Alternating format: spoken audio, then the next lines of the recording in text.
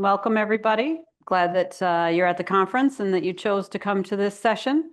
We're going to talk about working with a job coach. My name's Shannon Webb, and I'm joined with the lovely award winner, if you don't know already, the Priscilla Battle, the Die Hard this year. So how many of you have worked with a job coach? Okay, so we get to talk about your experiences with that. How many of you anyone have actually done job coaching for people, supported people as a job coach? Yes, Cece. Okay, awesome. Yep. And then how many of you, might end up working, you think maybe in the future with a job coach? They're here to learn more about that. Okay. I work with a job WRC. That's outside of Stoughton. Yep, WRC. WRC is work in the community so I get support by them. Awesome. And what kind of job do you have? I work at Yeti's Pizza 2 days a week. Excellent. Very good. What about you? PDC in Wisconsin.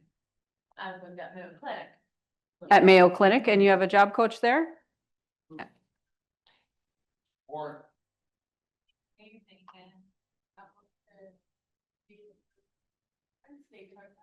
Excellent, excellent. Anyone else want to share their experience with job coaching? Yeah.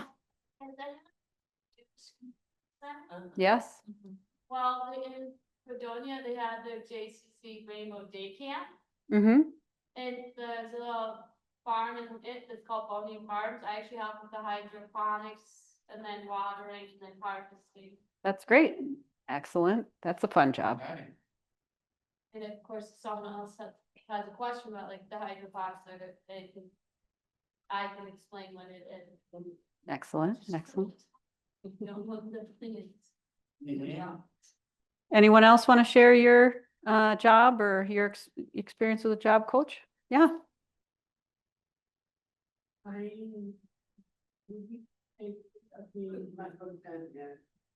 Excellent. Well, welcome to the Self-Determination Conference.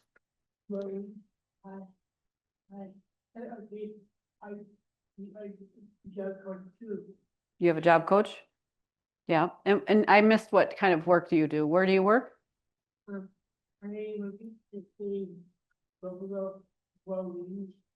Walgreens? Buffalo Wild Wings. Thank you. Okay, thank you. Excellent. Good food there. All right. So today what we're going to talk about. Oh, yeah. Boss and her wife will be adopting a little baby that's going to be born either on Halloween or a little before Halloween. Excellent. That's super fun. So we're going to talk about, how to speak up about the job that you want. So if you're looking for work or you're looking to change the type of work that you do, and how to ask for the help you need. We're going to talk about, working with your job coach and a job developer, right? So there sometimes can be the same person. Sometimes it's, two different people that you might be working with. And we're also going to talk about how you can build natural supports at work so that you can be more independent. How many of you have heard that term, natural supports? Raise your hand. Who wants to play a quiz and tell me what natural supports are? Yeah.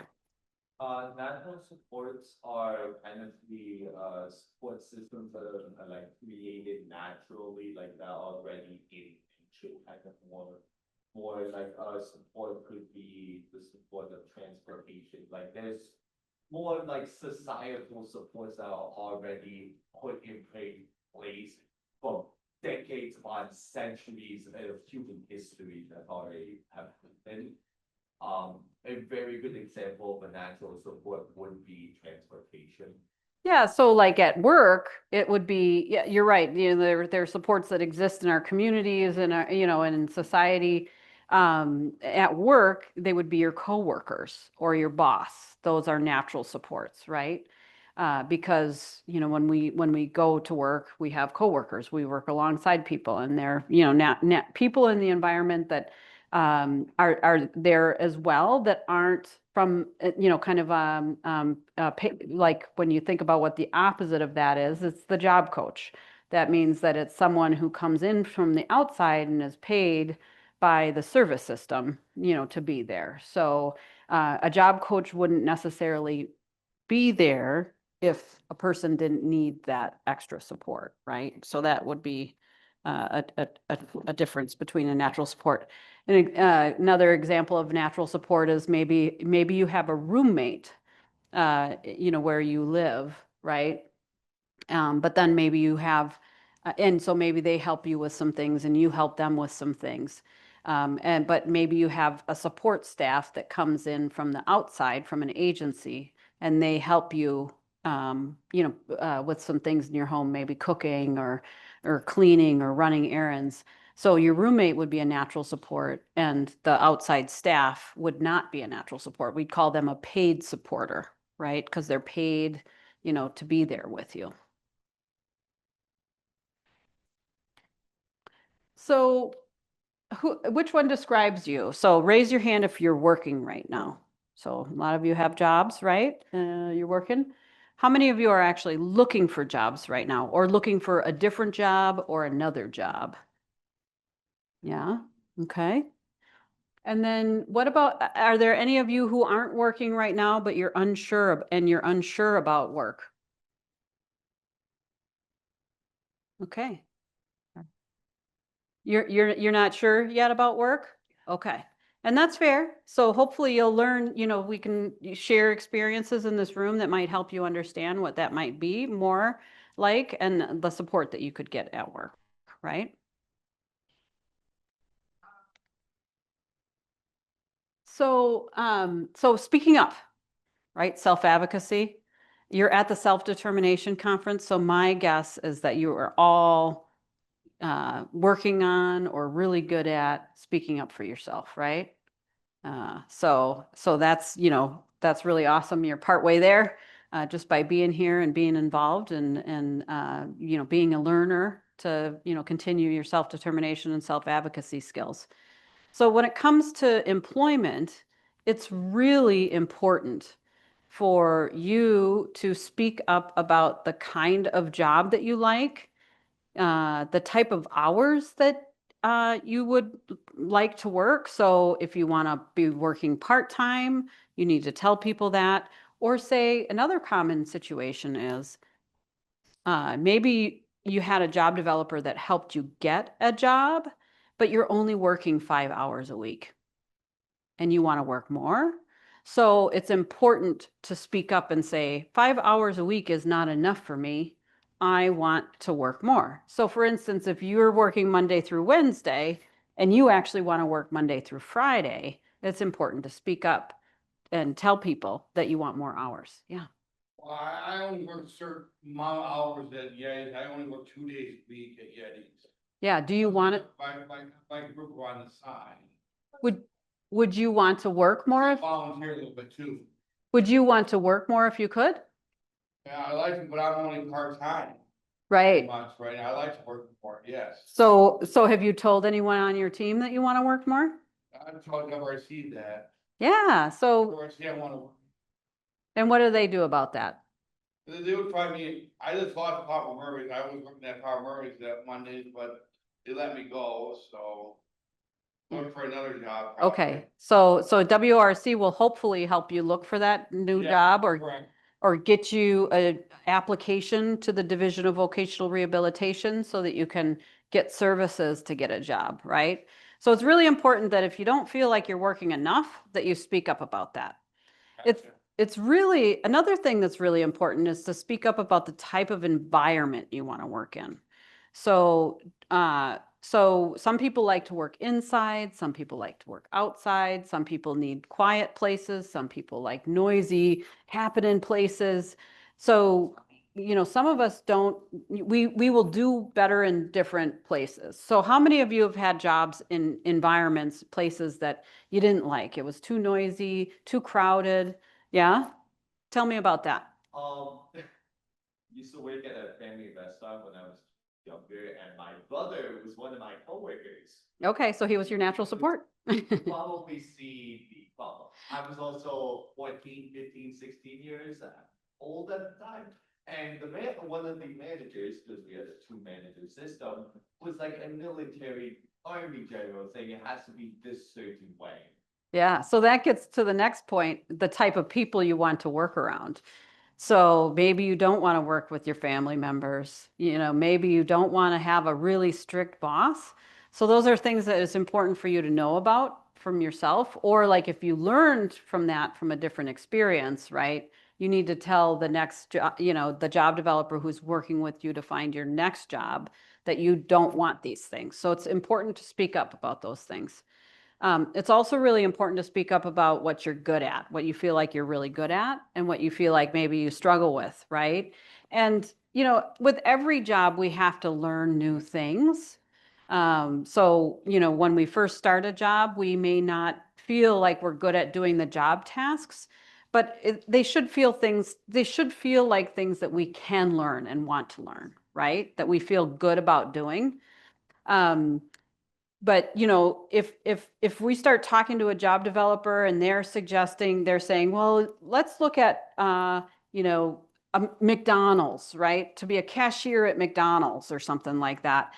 They have an opening there, so let's apply there. But maybe you're shy and you really don't want to have to do customer service, and that doesn't feel good to you. It's important for you to speak up, right? And say, I don't want a customer service job. Or I'd rather be where I can just talk to my coworkers and not strangers, right? So you might want to make sure that it feels like something that you feel like you'd be good at and that you'd want to learn to do. So that's, just as important to say what you don't want, right? So all these things, even if you don't know what you want, if you know what you don't want, that's important to just say what you don't want, okay? Because the thing about employment is that our first job, our second job, third job, whatever it may be, they're all opportunities to learn about what we like, don't like, what we're good at, what we're, would rather not do. We get to learn, and that's what everyone does with work. So if you get into a job and you find out it's not really working for you, you need to speak up because there are other types of jobs out there. Yeah. My job coach when she first met me was Cynthia, but then she found out about the JCC Mm-hmm. and she remembered that a lot of times I said I used to work with my grandpa where he had a heart attack in his garden. Oh, So the good. funny thing is though, is she's like, if they offer a job if you want it, I said yes. She's like, can you think about it? Yes. She's like, just think about it. Then actually after my job experience was over, my boss Laura actually called my job coach Rosie, who called me. My mom called me then, and I was actually in my parents' apartment, and my mom's like, well, Rosie said Laura was like, hey, happy with your work. She wants to offer you a job. Do you want me to? I'm just like, yes. And she's like, I'll text Rosie and she'll let Laura know. But the nice thing is that, so the two things that I heard was that one, your job developer was really listening to you because they remembered that thing about your grandpa and, you working in a garden. And then the other thing is that it sounds like you are confident in making your decisions, but it was good for you to have that experience to try it so that you knew that you really wanted that job, right? Mm-hmm. Because if you've ever been to like the Rainbow Day Camp or any part of the JCC, they make sure the environment is quiet, like quiet for Mhm. those who don't really like the loud noises. Right. But also my job coach, since she's gonna be on maternity leave, she actually has my checklist sheet as laminated. Okay, good. And then also she has a checklist, little checkbox. She knows that's easier, so that way person who fills in for her can be like, okay, this is what they're having done, not have them have to just tell me immediately, wait, what? Yep. Sounds like there's a system. Yeah. Not on my board. A couple years ago, they created this like rooms for competitions, believe it or not, one also being kind of thing.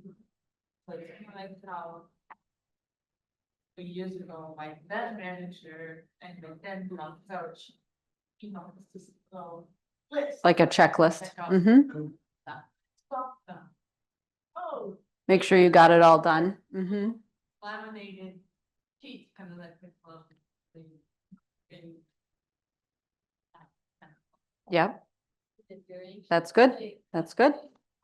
Yeah, job coaches come up with those tools. Yeah.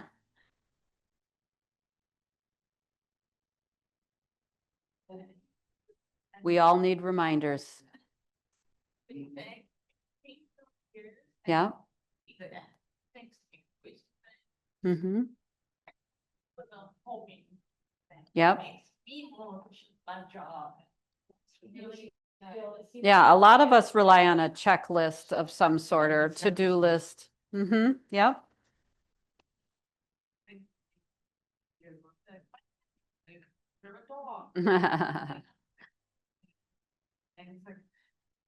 Makes you want to look at it. Yeah,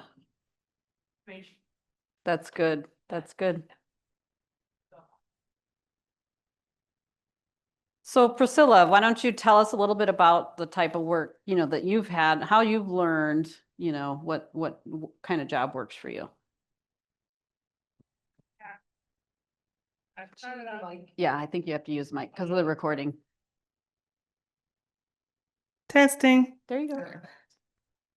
Okay, so when I first started off, I knew what I wanted to do. I started off in early childhood, and then I soon moved to working with people with disabilities, and then I was the one doing life coaching and job coaching, and then I got a bit sicker, and then I needed to have job coach and I needed to have life skills and learn how to live my life and do things differently. So I went through one service, is that what we'll call them? One set of people, and they weren't able to find the jobs that I wanted.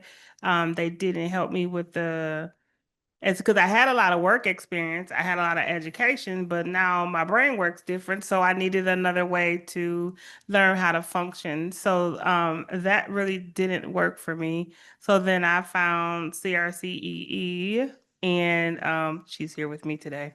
I found her. So she helped me take the skills that I had already and teach me how to use them with the new brain and new body that I had. So she had to come up with ways where I could gain my confidence back and know that I still was capable of doing those things, but I needed assistance. So there is equipment to help you get things done. I needed check notes because before my memory was A1. I could remember everything from years ago, just like a picture, and I could see it. I can mimic anything. And with this new brain of mine, that wasn't a thing. So then I had to get sticky notes. I had to get reminders. I had to use my phone, use my computer. She has the whiteboard where you write it down, and she has those big old pieces of paper where you put them on the board. But then it was, well, what kind of job do I need now? Because I was outside in the field going to people's homes and doing those type of things. So I wasn't able to drive. So I had to learn to work in an office, to work on a computer. And the computer really wasn't my friend ever because I don't like office jobs. So I had to learn how to work on a computer and how to ask for what I needed to make me successful in that. And then you also, in this time when you're going through job coaching, you have to decide what kind of learner you are and knowing that it changes sometimes. So being a visual learner, that means you need to see like the checkoff charts. You need to see the checkoff charts. Sometimes you have to see people do it for you. So hands-on kind of learning, you need to see it that way. For me, I need all of them. So before I didn't need much instructions, I can figure it out and go do it myself. I don't do too good with seeing things on the screen. Like if I have to read an email, I have to print it out because I'm not going to understand it on the email. So I literally have to print out my emails to understand it. But I needed my job coach to tell me like, what was the problem? What was the problem to do that with? Like, I don't understand. Like, I read it. I know you sent it to me. I know I read it, but I don't understand. So sometimes you have to go through the things and get an understanding of what your problems are and be comfortable enough to talk to your job coach to say, hey, I'm not understanding what's going on. Or if you have a task, you may get a job and you don't understand. You have to say, like, I don't understand. And then they should help you figure out why don't you understand what your job tasks are.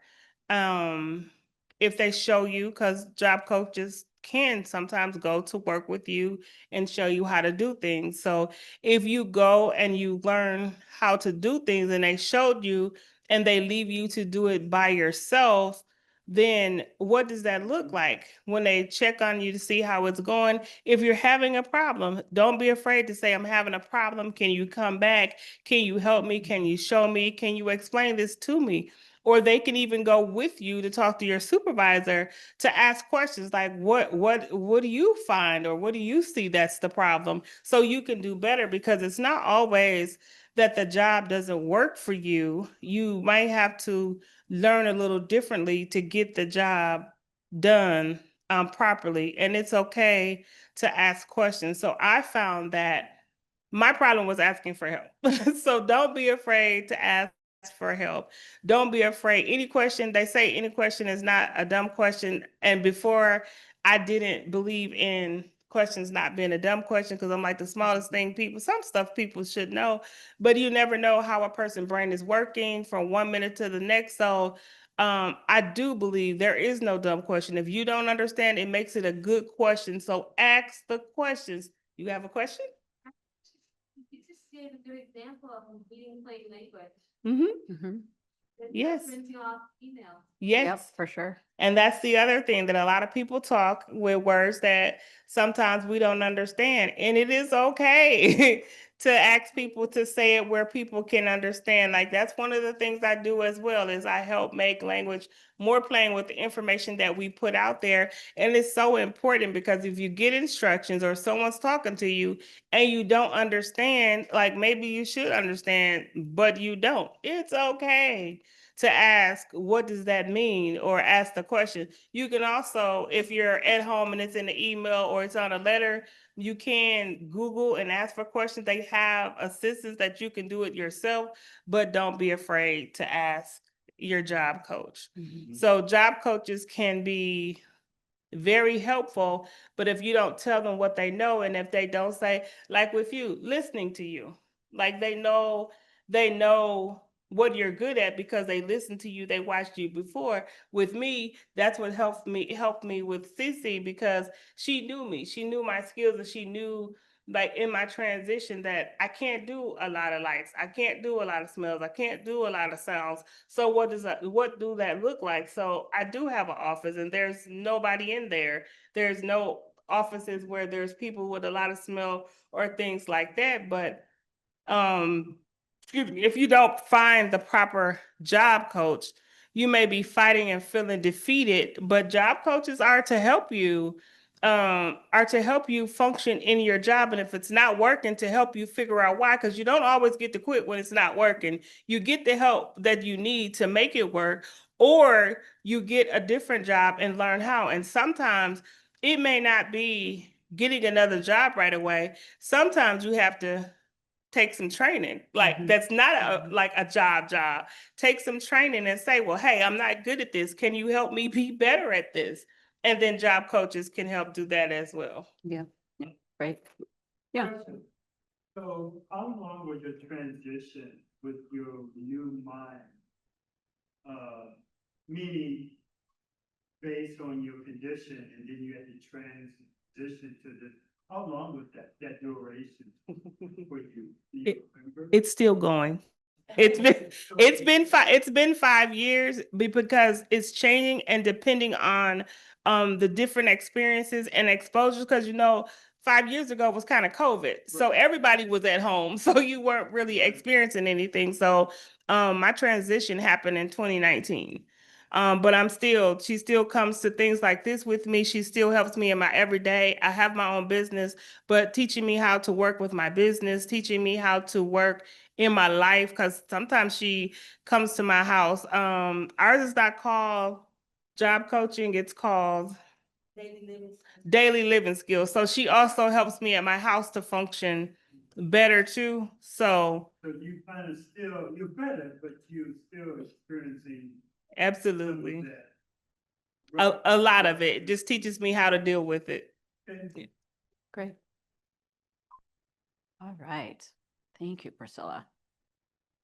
All right. So you might, when you start to look for a job or work with an agency around employment, you might be introduced to a couple of different, or, a couple of different people, or, hear words like job developer and job coach.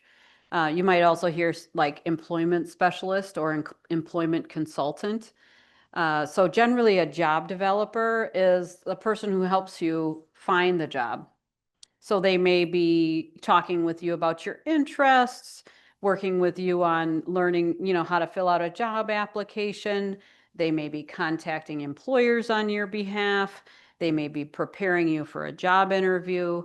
And then once you get the job, it's the person, they're kind of called a job coach, right? And that's where they can come in and learn about how the employer does their onboarding and training, and then figure out where maybe you might need some extra help with that training program, and then provide that extra help, right? Yeah, you have a question? How is the job coach going to be decided? Is that decided by the person who is applying for the job, or is that assigned by the agency? A lot of times it's decided by the agency, but you bring up a really good point, because you want to make sure that you are comfortable with your job coach or whoever the agency assigns. And if you're working with an agency, ask the question, do I get to choose my job coach? Can I meet a couple of them and decide who I want to work with? Because, just like anybody, support person, some people, might fit your personality style a little bit more than others, right? Or maybe you want to have a job coach that's a man instead of a female. Or maybe you prefer, someone who's not so boisterous, you know what I mean? Or, someone who doesn't talk to you a lot, just kind of there to get the job done, or, something like that. Yeah. Well, I had job coaches in my past. Yeah. RC, so. They turn over a lot. All- They turn over a lot, unfortunately. Yeah. Mostly all women, mostly. Mostly all women. Okay. It'd be one of them. I bet you have some job coach horror stories to tell. Oh, yeah. Yeah. Oh, yeah. Yeah. Yes. Yeah. It is a position that turns over a lot, unfortunately. So that's why, knowing about these things and how to speak up for yourself is really important. Yeah. Well, so I probably realized is that for me, for someone to be my friend, they have to earn my trust first. So I have told my job coach that and the portal, which is the big one I am with, that it has to be someone that I know I can trust. Absolutely. Because if Yep. it's not, then if they like say, oh, we're gonna send this, like Linda will know if I'm going like this, or being like, no, she's like, okay. Yeah. Just You so don't want a know, stranger this coming in. really Yeah. wants- Cause my job coach Rosie, she's bubbly, she Mhm. said likes to learn alongside me at my job, but also her brother actually was in my brother's graduation class. Okay. She was didn't know, so I finally found her in my yearbook, but she's also the grade younger than me. Okay. So the fact that she's. So you're younger, familiar. So she Mhm. knows mine. She and a lot of my other people told me that if I am upset, I will tell them, just give me a moment. Yep. Cause they know if they're like, what's wrong? What's wrong? I'm gonna get mad, but I'll be like, I just need a moment. Mhm. They will walk away, but they'll still be like within earshot, so if I get in the morning, she's they're able to turn.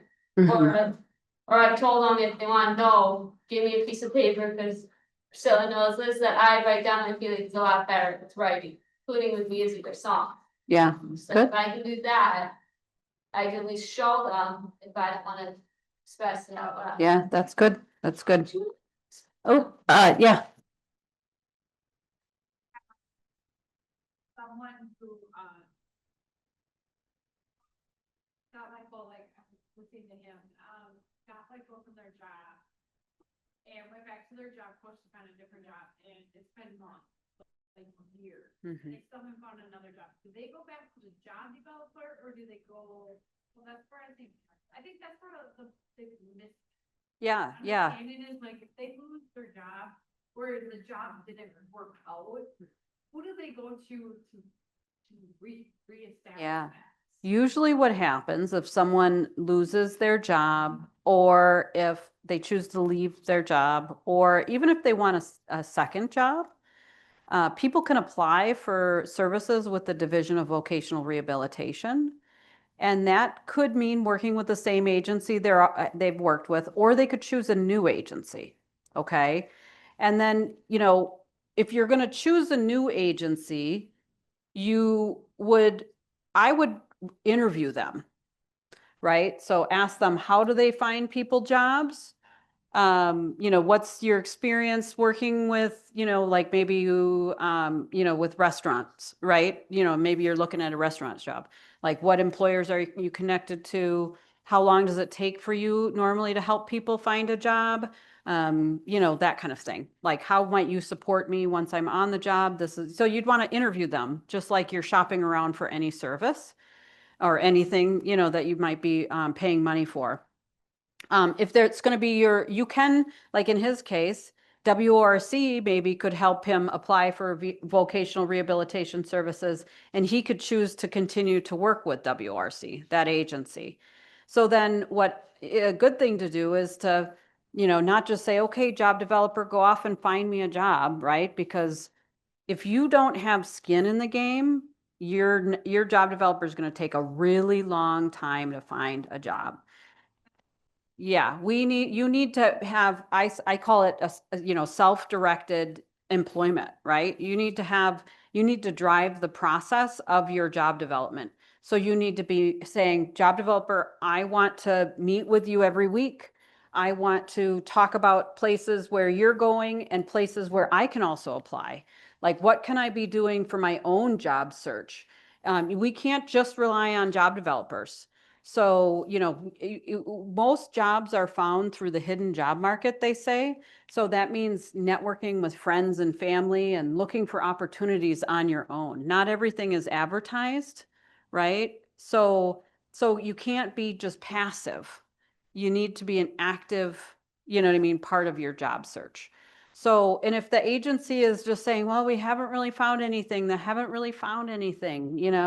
it's been months and months, you still have a choice of who you work with, and you could go back and say to your DVR counselor or whoever the payer of those services are. So sometimes people can get those services through Family Care Iris too. You could go back to your case manager or Iris consultant and say, I think it's time for me to interview or find a different agency to work with, right? Or if you didn't want to not work with WORC, maybe there's a different job developer within that agency that you can try to work with. But so it's those two things, is you always have a choice of who provides your services. So if it's not working out for you, ask what they're doing and why they're doing it that way. And if can be anything that can be done differently to help to get the services you want. And you also need to be part of the process. You gotta be out there trying to look for jobs yourself, or, working with your job developer to contact employers or whatever that might be. Yeah. Forever with our job development. Oh, good. Yeah. We created an Excel spreadsheet, and so she puts in the jobs she finds, and we put in the jobs. So That's we can excellent. kinda see, Yeah. And then we like Right, you know, like, she writes if she followed up, if she. Yeah. Hasn't gotten the job, but again, it holds her accountable. Yeah. So, These people work for you. You know what I mean? They are providing you services. If you're not happy with the services you're getting, you need to, yeah, figure out ways to hold them more accountable or find a different choice. Yeah. And I wanted to say that you have to make sure that like you're asking around for good job developers or agencies, because some of the more popular ones may not give you the service you want. And although they're the popular ones, sometimes the finding of the jobs look a little different. And if it's not a good fit for you, like you get to decide, because not every agency works for everybody. Everybody needs different, but the person that's looking for a job developer or for a coach needs to pay attention to what their needs are. And if they are not happy with what's happening, but as they say, having skin in the game, you need to, before even doing it or even on your first visit or two, to figure out what you want, what your likes and your dislikes are, what your expectations are, because if you have none, then you're going to settle for less. And if you don't want, like when I first went to a job developer, well, no, I went for job, I don't know, I went to DVR, but I don't remember which one it was, but their suggestion for me was to sort hangers. I'm not sorting hangers. I'm not doing that. Yeah. So that was the job they wanted for me. But if I didn't want to do that. I like using my brain. That didn't help me use my brain, and then I'm physically challenged, and you want me to stand up or sit down, which was difficult for me either way, standing up or sitting down. But I don't want to sort hangers. So I had to decide to speak up for myself or say, well, I haven't worked in 2-3 years. I'm going to go ahead and take this job because a job is better than no job. But for me, that wasn't the case. But you have to decide what's important to you, because you are the important factor. You have to figure out what fits for you and what doesn't. And only you get to decide what that feels like. Nobody can make you say or tell you, I was told, oh, you're not gonna make that much money, or oh, you'll never be that. That's not a popular thing. They don't get to decide. They need to help you apply for those jobs. They need to help you hone in on those skills or to narrow in on those skills to help you get what you want, not what they think is best for you. They can talk about it, but your desires are what's important. So Yeah, absolutely. Yeah, you may find that people are suggesting jobs that are not a good job match. And so you need to, yeah, really speak up about that. Yep. Yeah. The other aspect, our coach aspect, Mhm. we're the support agency. And yes, the person does have the final say, so the employee or the one being Mhm. sued, as we call them. However, when it comes to job coaching, we like to kind of, really push that job coach that may not be a good fit in the beginning with that person, because sometimes that person just wants someone different. But we look at it from a philosophical way where, that person who is working needs to be exposed to different personalities. And so we will continue to push that job coach unless it really doesn't fit, then we will switch out that job coach to someone else who fits that consumer. Yeah. Yeah. Well, one thing to keep in mind about job coaches is that they're temporary in most cases. So job coaches are not supposed to be with people at work forever. Unless for someone for some reason there's a really, serious, significant health and safety need. But job coaches are made to fade. So that means that they really are just to help with the learning experience. And then once someone starts to build independence, they're supposed to be fading off their support and not showing up as much on the job. And that's really important. They're not a friend. They're not a social outlet at work. They really are supposed to be kind of just there to teach and then to kind of back off so a person can do their own thing. Yeah. Kind of been not my job coach before they you can start maybe they'll come up to me and be like, are you okay? Can you do this on my own? But they'll still be there the whole time. Yeah, well, and you, They switch, she has another person, but you may find over time though. Okay, okay. Anyway, yeah, so a lot of times what happens is it can take months or years to fade off the job coach until a person becomes, completely comfortable. And I spent years job coaching and also training job coaches and supervising them. And, what would happen is we would, instead of being near the person, we would then, maybe go stand over in the corner or away from them. Then we might actually go to the lobby of the business. Then we might actually go sit in the car. And then we might just check in at one point during the shift or only be there for part of the shift. Because what we really have to do is build that person's, self-confidence and independence. Yeah. So, yeah, go ahead. And that's one of the things with job coaching is you have to realize that it builds your confidence. Because when I was a job coach, we would train at the building or before they went to the job. Like once we said, hey, this is a possibility, let's see if you can do this. And we would begin to train, but we would let them know that we're not going to be there permanently, but and then we check with the employee, like employer, like what does it look like? Are they catching on? Is this a good fit? Because it has to be a good fit for the employer and it has to be a good fit for the employee. And once we're in agreement, because people that have job coach, sometimes we become a part of their lives and they're attached. So we have to figure out a way to let them know that we're not going to be there, like we're helping, but we like Yeah. she said, we fade away. It's not forever. And, just to explain one reason why that is because there are only so many job coaches in the world, but there's lots of people with disabilities who want jobs and need that job training at first. So when people can be independent at work, meaning they know their job tasks, they get along with their coworkers, they're showing up on time, then as a job coach, our job is done and we need to go help the next person. So that wants that support at first. Yeah. dog person, but Yeah. someone else. My first job coach was actually someone new at Florida, she just joined, her name is Maddie.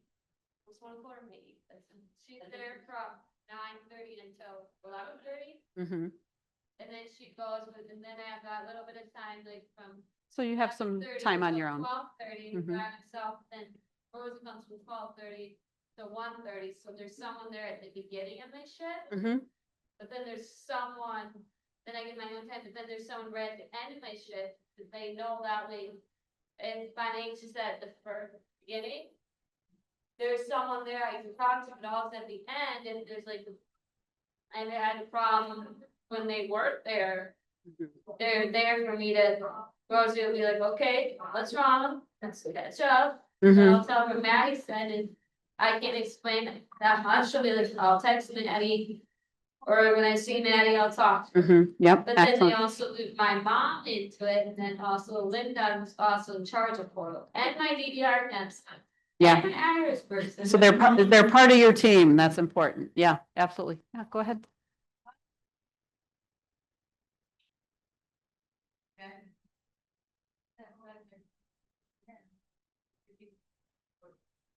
Yep.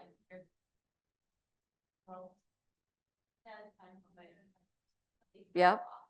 Yep. So that's good that you have that time to work on your own. Yeah.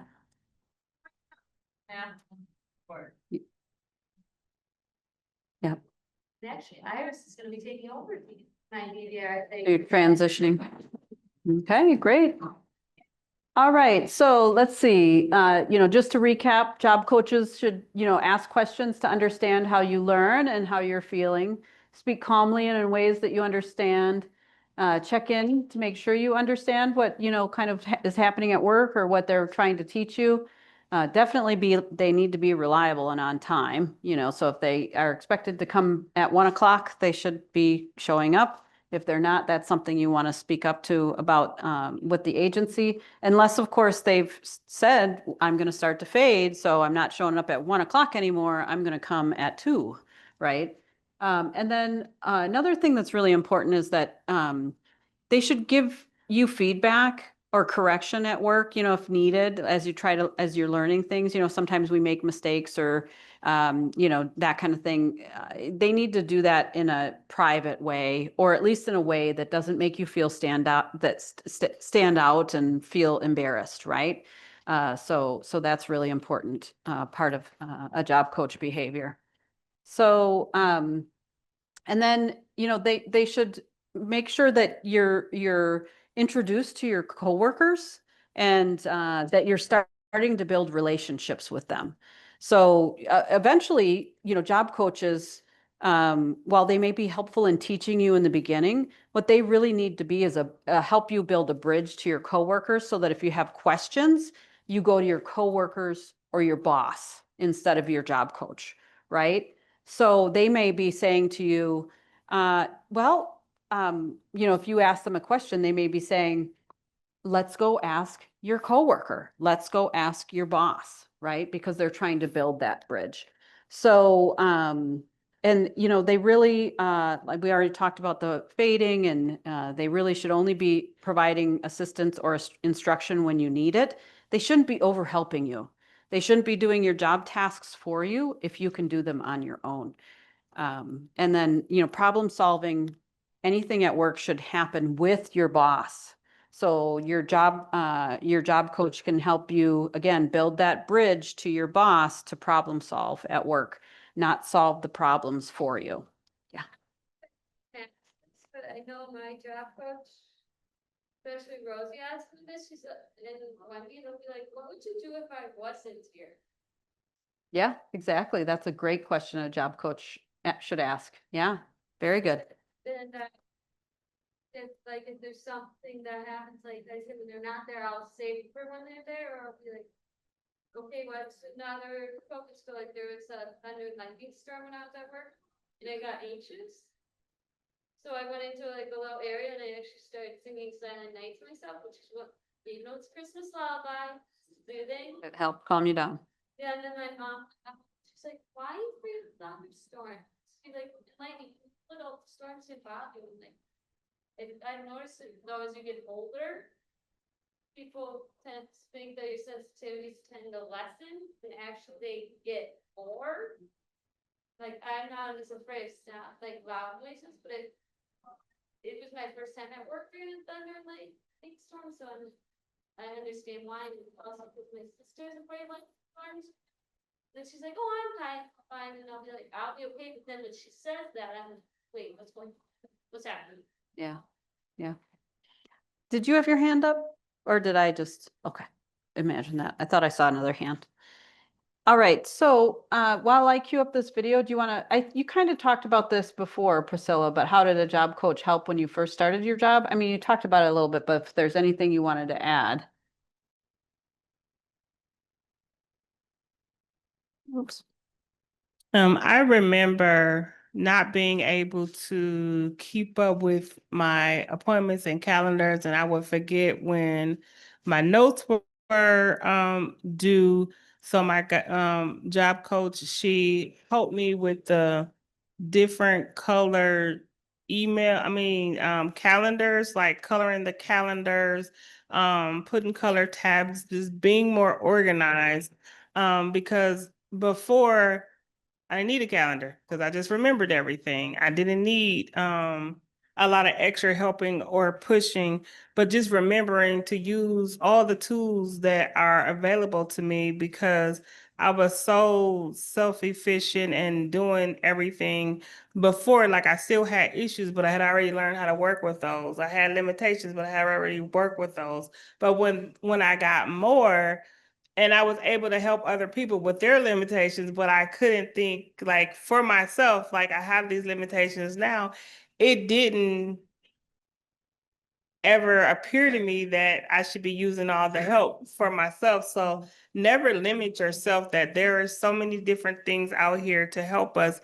And to this day, we get more and more. Mhm. Like there's so much to meet every need where you may think there isn't any help. There is help for every disability. There is something out there. So never fear, have the conversations and know that there are tools that help us be able to work and live a life and to be fulfilled. Like we have a right to, and we need to make sure that we're doing that. Excellent. All right. Yeah.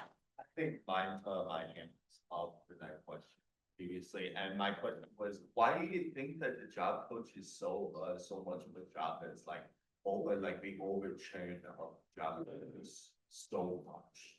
Yeah. So there are reasons, generally because it's considered somewhat of an entry-level position in this field. Also, the pay isn't that great, and that's because the rates, the funding for job coaching isn't always great from, the agency, the funding that the agency gets. So yeah, and also, because you're out and about all day on job sites with people and not necessarily working inside an agency with a team of people, that doesn't work for some people. Some people love that, bebopping around, helping people at their jobs. Other people, they learned they don't like it so much. Yeah. Mm-hmm. All right. So let's. Don't forget the office statement. You have to be a special person. Oh, I'm sorry. Yeah. I think one other thing that's important to acknowledge too, that I think is important, we need to look to job coaches for, Mhm. is helping us understand the indirect social structure and hierarchy of whatever workplace we are in. Yeah, absolutely. Mhm. For the last 10 years, I have built a reputation as someone with skills working at Japanese anime festivals. Okay, interesting. And I was highly recommended from one anime festival here in the Midwest Mhm. and flew down to Texas to work an anime festival.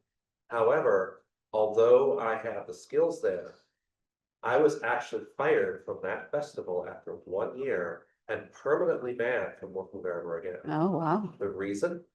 I had violated certain rules of the social hierarchy Okay. at the Texas convention that I was not told of. Yeah. And the Human Resources Department decided that it was such a heinous hierarchy violation that I should never be allowed to work there again. Oh, wow. Even though I met all direct requirements for working with that festival. Okay.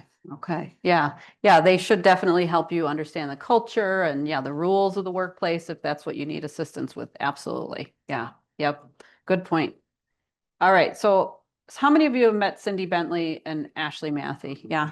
So you may have seen this video on the Self-Determination channel. And I don't know if we're going to get to all three of them. We'll play one or, maybe two of them with the time we have left, but they have a 3-part series about their experiences working with job coaches and some tips and things. So, some of which kind of, are definitely what, Priscilla and I have been talking about as well as you, but it's, so one of the things that we created these videos with them, because they wanted to give tools to self-advocates to sit down and, share with their job coaches, right? And to create some conversation. So these are things that you could say, hey, job coach, you want to sit down and look at these videos with me? We can talk about my learning style, how I want you to interact with me, some of these experiences. So. You're watching the Self-Determination channel. On today's episode of In the Spotlight, Cindy and I are going to talk about job coaches. A job coach gives extra help to a worker as they learn how to do their job. Job coaches also can help support the employer. Ashley and I put together some ideas for job coaches. You can share these ideas with your job coach. Or better yet, watch these videos with your job coach and talk about ways you can best work together. Let's get started. Communication is key. We might not know what questions to ask or how to share what we are struggling with. Take time to ask questions and talk to us. Communication is key because otherwise you don't know what someone's feeling that day. Maybe they're emotional, or maybe they're upset about something, or maybe they're having a bad sensory issue, and you can come up with strategies so that it goes smoothly at work and that it doesn't go badly. Just don't assume that I'm understanding everything you're saying. And also don't assume and use big words. Keep it simple, ask questions. If this is okay, can I do this? Just don't assume that you're gonna swing something by me. I need to be communicated to so I know what I'm expected of me. If you think that the person's not understanding, then ask them, how can I do this differently? Yeah. That's my complete advice to you guys right now. Use a calm voice when giving directions. You know, we're not getting it just the way you want to. The more calmer you are, the more you're going to get out of the person. What do you think, Ashley? When you're mad and when you're angry, it's not going to be communicated well. And then you could have a situation like a meltdown to occur. Then if you have to, take a deep breath and then talk to them. Use an enthusiastic voice / calm voice, because a lot of people deal with things that we don't know of, and we always just have to be kind. Be clear and say what you mean. A lot of people with disabilities have a hard time kind of knowing what people say and what they mean by different tones, different facial expressions, different things you say. So your looks, your tone, everything that you say matters. Ashley's right. I've been in that situation where the job coach will say to me, I'm going to be there in 15 minutes. And don't get there for 30 minutes. So I'm waiting and getting anxious and everything. Just tell me the facts. Provide feedback in a private place, not in front of other coworkers or customers. I'll just say is that it embarrasses me. People with disabilities are just like everyone else. They want to be treated with respect. So I encourage you to treat them with respect. If a meltdown takes place, do not say get over it. Let it happen, then brainstorm ways to prevent it in the future. They are sometimes going to occur, so just being very cautious and nice and figuring out strategies and saying, how can I help you? Instead of, you're such a pain. You have meltdowns every day. I mean, that's not nice. Just think about what you say before you say it. Let's talk about how we can work together. On the first day, it is helpful to get a tour of the workplace. Introduce us to our coworkers so everyone gets to know each other. So we start off on the right foot. It's important to have a tour because you want to be familiar with your coworkers, the surroundings, all that stuff, so you don't get so anxious when you get into the job. I encourage you to have a tour of your workplace. Good job coaches don't get in the way of the boss or coworkers. I think it's important that we have natural support of the coworkers and the boss. Job coaches, they should be invisible in the setting. And if you need them, then you have them. They're supposed to blend in. If you need help, you should really be going to a coworker and asking for help. So I encourage you to talk to your coworkers first to get help and then go to the job coach, because that's just part of starting to fade, which we'll talk about later.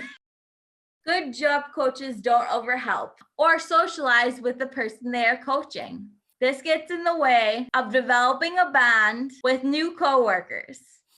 One, you're supposed to be working, not socializing with your job coach.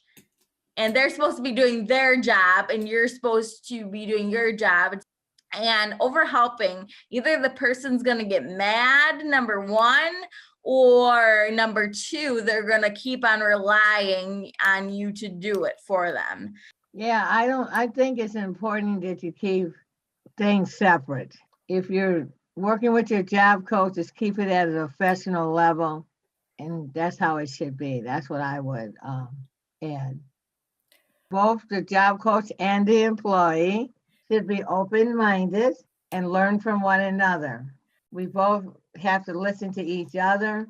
I may have an idea, and the job coach may have an idea. So it is important to listen to both sides. I think that it needs to be open communication, and don't be so stubborn that you don't want to listen from each other. Everybody should learn and grow from each other and collaborate. That's what I think. Who's subscribed to the Self-Determination channel on YouTube? Make sure you do. They have so many good videos, so many good videos. Missing out if you're not following them on YouTube. All right. So your job coaches should develop a plan with you, understand your disability and suggest accommodations, blend into the background, be invisible, like Ashley was saying, not overhelp or do things for you on the job, and should help you learn and advance in your career. So hopefully they're helping to build your independence. They're also helping you think about maybe jobs within that business that you could get, advanced to, or job changes over time if you think you're kind of done with that job and you want a new challenge. All right, Priscilla, what is one way you told your job coach what you wanted or needed, and how did they respond?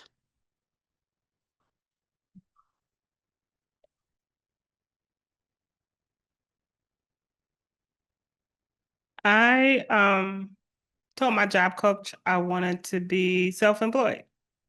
So I was able to transition from working from other people.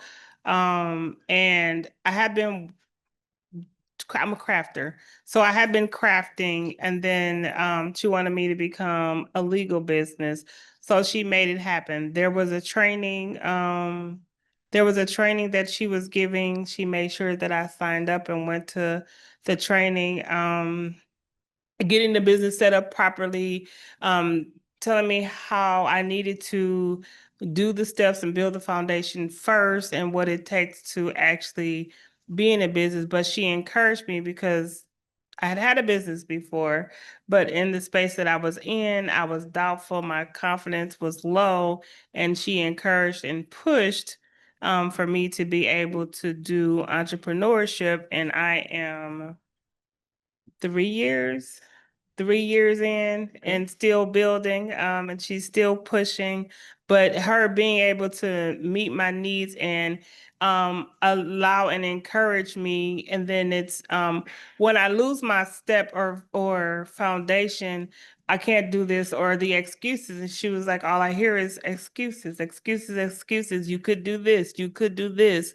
And she encourages me. She writes down what I'm struggling with, and then like, what are we working on this week? Well, what are we working on weekly? Well, you didn't get this done. Like, you need to get this done, because sometimes it'll be there, but because it's my own business, I'll just be like, okay, I could do it when I feel like. But her, as my job coach, still pushes me to get it done, because even for me in my own business, I need to push.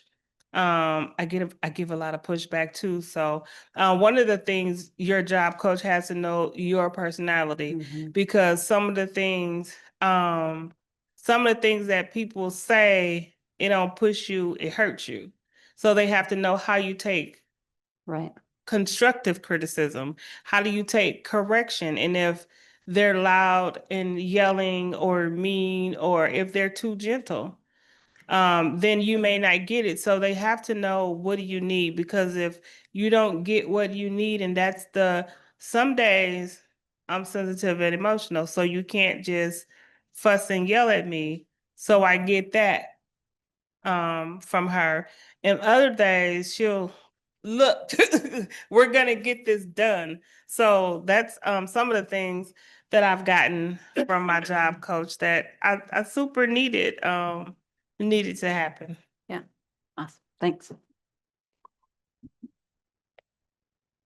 All right, another video here. This one will look at qualities of, well, I guess it's a toss-up. What would you rather look at? Qualities of a good job coach or fading? Fading? All right, let's look at that. So that would be the third one. And then we'll start wrapping up here. If I can get my Zoom screen to... You're watching the Self-Determination channel. Welcome to part 3 of our 3-part episode on job coaching. In part 1, we talked about communication and working together. Part 2 covered qualities we look for in a job coach. The link to those videos is below. Today, Cindy and I are talking about fading. Fading is when the job coach backs off to let the employee do tasks by themselves. When you first get a job, the job coach may be with you during your whole shift to help you learn the tasks. But as you learn the job coach should fade back. So you're doing it by yourself as much as possible. Depending on the employee and the job tasks, the job coach may be able to fade back completely.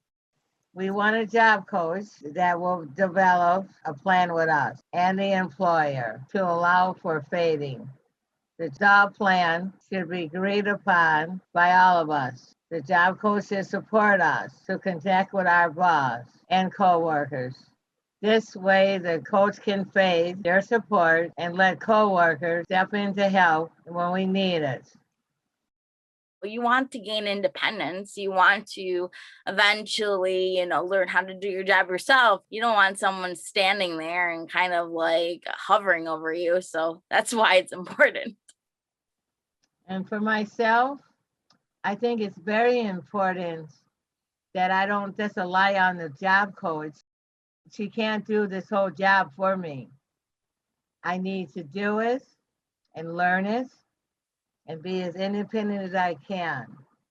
It is the clients or the person with the disabilities, telling them when to fade, because if they fade too quickly, sometimes it can be where there's anxiety attacks or any of those kind of things. So just being the driver in the seat, the person with the disability, that's what I would say. And then another thing, your coworkers is the natural support. They'll tell you what's wrong too, which sometimes is a good thing for us to be told from your coworkers. Like, okay, you're doing this wrong. I've learned that you need to learn from your coworkers.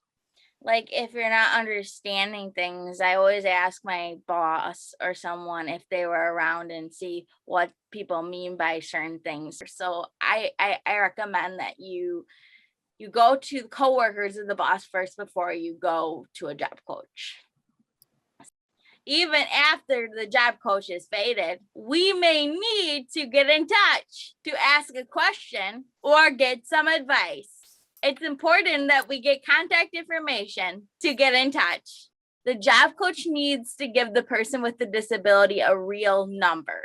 So it either is a phone that's in the office or a cell phone number. But they also need to talk appropriate boundaries in communicating. If it's not work hours, it's not right to call someone. But it needs to be a real number, whether it's the office phone or their cell phone number to call if there's an emergency. Sometimes a job doesn't work out. If we find that the job is not a good fit, a good job coach will support us to move on and try something different. So if, like, for example, I would not be good at a restaurant because of my sensory issues, because of my coordination, my visual spatial. So if I might drop something on someone's head, a tray or something like that. So I got out of a fast food restaurant and I moved forward, and then someone else helped me get into advocacy, and that's where my voice was really heard. I had a job which we thought it was a good fit, my very first job, and the very first time ever working with a job coach. And the job was just not for me, but the job coach was very helpful. And so she said, we'll work with you and we'll get you another job, and which we did. I had another job in a week and a half. Thanks, Cindy, for sharing your story. That wraps it up for this episode on fading. Be sure to watch our other episodes of job coaching. And don't forget to subscribe. Bye!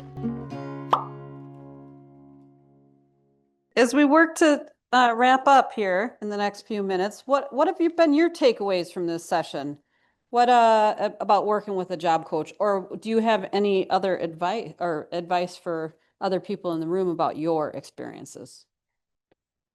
Not really advice, but more of a question. Okay. I was just thinking about, so with like a job coach, at some point they're going to be out of the workspace, but what if the person feels more comfortable with them there? Is that ever arrangeable, or is that specific to the individual? It's all very specific to the individual, and I think, you've heard Cindy talk about a job coaching fading plan, so I think it should be talked about, like, bye, thank you. I think it should be talked about. The job coach really should talk to the person about, let's start building your comfort without me. And whether that be that I'm going to stand, 20 feet away and you're going to build your self-confidence doing things on your own, or maybe I'm here, but I'm over in the lobby, right? And I'm not leaving you, yet, but we're going to work on fading here. And then as a person gets more self-confidence, then maybe they're going to be okay with their job coach not being there as much. Yeah. Mm-hmm. Yeah. All right. Any other? Yeah. CEUs? Yeah. Microphone. The secret word is peer. And don't forget to fill out your evaluations. They're on the table. Peer, P-E-E. Sorry, my voice is gone. PEER is the secret word for the CEUs. I didn't know we had to do that. Yeah, fill out your surveys, please.